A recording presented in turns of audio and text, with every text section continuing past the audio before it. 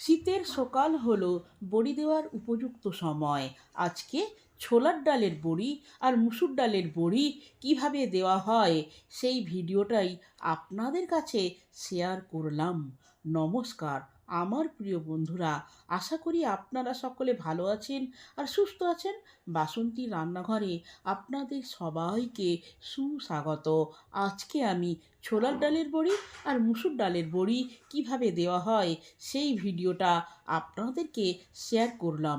এই ভিডিওটি সম্পূর্ণ দেখলে আপনারাও অতি সহজে এই ছোলার ডালের বড়ি আর মুসুর ডালের বড়ি দিতে পারবেন, যেই বড়িগুলো যে কোনো শাকের চচ্চড়ি, শুক্তো বা মাছের টক বা ঝালে খেতে পারবেন।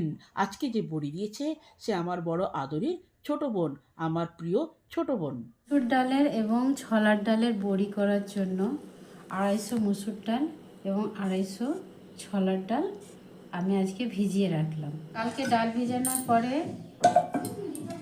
আজকে দেখলাম ডালটা ভিজে গেছে।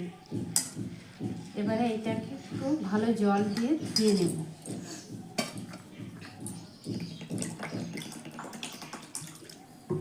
মুসুর ডালটা ভালো করে ধুয়ে নিয়েছি পরিষ্কারভাবে। এবার ছোলার ডালটাকেও এরকমভাবে একটু চকুতে জল দিয়ে ধুয়ে নেব।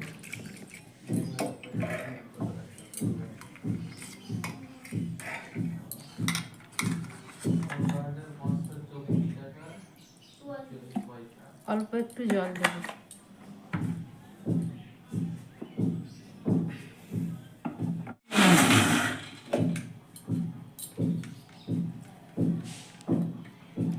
বাটার সময় ডালটা খেয়াল রাখতে হবে, এই বড়িটা দেওয়ার জন্য এতে থেকে জল বের হয়, অতএব একটু কম জলে সবসময় বাটার চেষ্টা করতে হবে।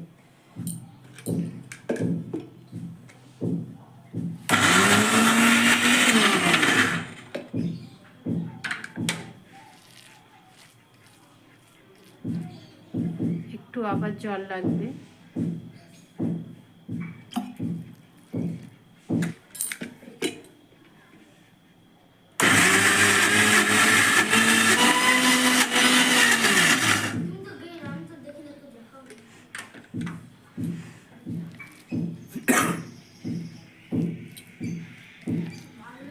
এখনো মিহিভাবে বাটা হয়নি, তাই আরও একটু বেটে নিই।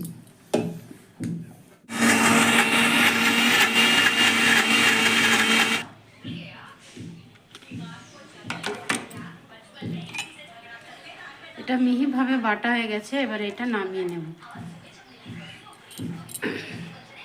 মিহিভাবে না বাটা হলে বড়ি দেওয়ার সময় অসুবিধা হবে, চোঙের মুখে আটকে যাবে, তখন বড়ি দেওয়া সহজ হবে না।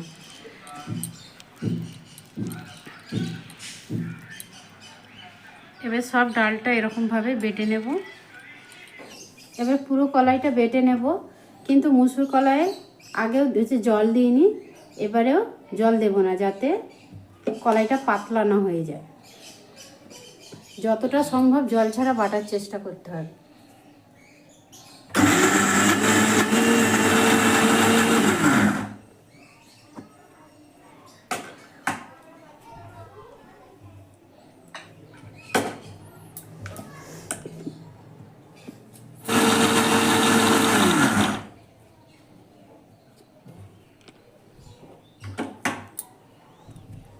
আমার পুরো কড়াইটা বাটা হয়ে গেছে, এবার এটা নামিয়ে নেব।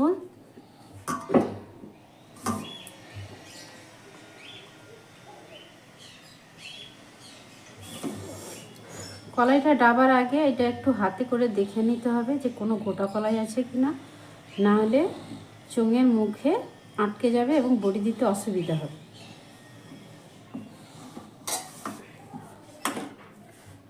ছোলার ডালটি বেটেছিলাম, ছোলার ডালের মধ্যে কিছু গোটা কলাই রয়ে গেছে, যেমন এর বড় বড় কলাই যে গোটা রয়ে গেছে, এগুলো না বার করে দিলে চোঙের মুখে আটকে গেলে বড়ি দিতে অসুবিধা হবে।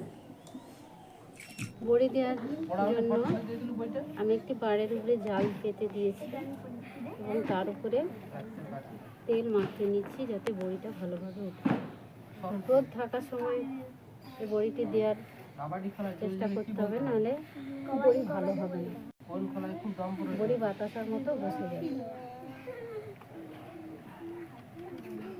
এবার বড়ি দেওয়ার জন্য কাপড়ে দিলে অনেক সময় জল সোপ করে এবং জল ছটফট করে পড়ে, এবং সেই জন্যে আমি একটি পলিথিন নিয়ে তার মাঝখানে ফুটো করে নিয়েছি কাঁচি দিয়ে কেটে। এবারে এরকম চোঙ লাগবে বড়ি দেওয়ার জন্য।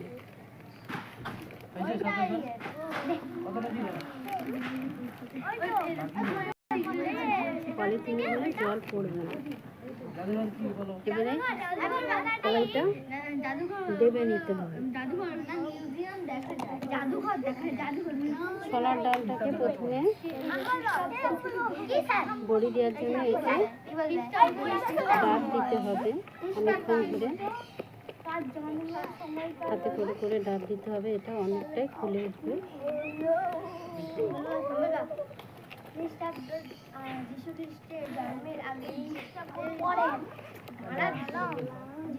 ডাব দিতে অনেক সময় গোটা কলাই থাকে, সেগুলো বেরিয়ে যাবে, নাহলে চাউমিন মুখে লেগে যাবে।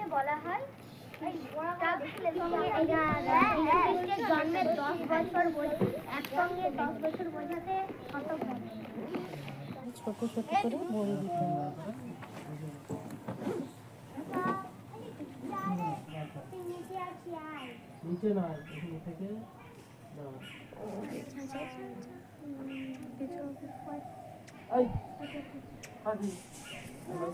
এবারে মসুর ডালের বড়ি দেবো, তার জন্য এটাকে ভালো করে ডেবে নেব।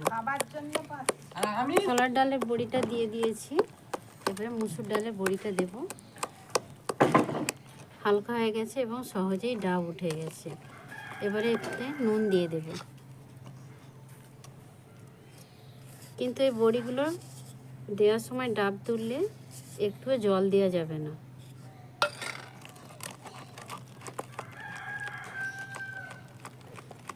যেহেতু এই বড়িগুলোর কোনো চিট ভাব নেই এই কলাইয়ে, বিড়ি কলায় যেমন চিট ভাব থাকে, আঠা ভাব থাকে, এইগুলো থাকে না, তাই জন্যে এতে কম জল লাগে। ছোট ছোট করে দেওয়া হয়, তাই একটু ছোট ছোট করে দেব।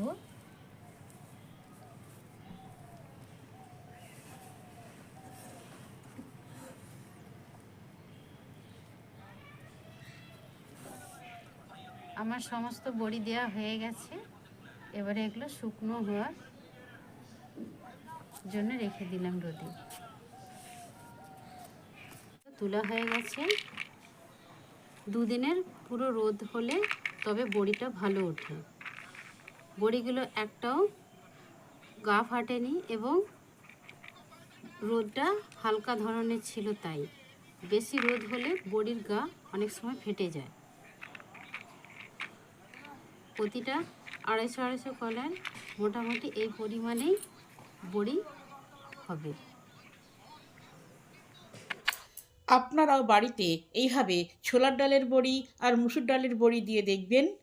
ভিডিওটি ভালো লাগলে আমার চ্যানেলটাকে লাইক করবেন, কমেন্ট করবেন, শেয়ার করবেন। ভিডিওটি সম্পূর্ণরূপে দেখার জন্য অসংখ্য ধন্যবাদ। দেখা হচ্ছে অন্য কোনো নতুন ভিডিওতে।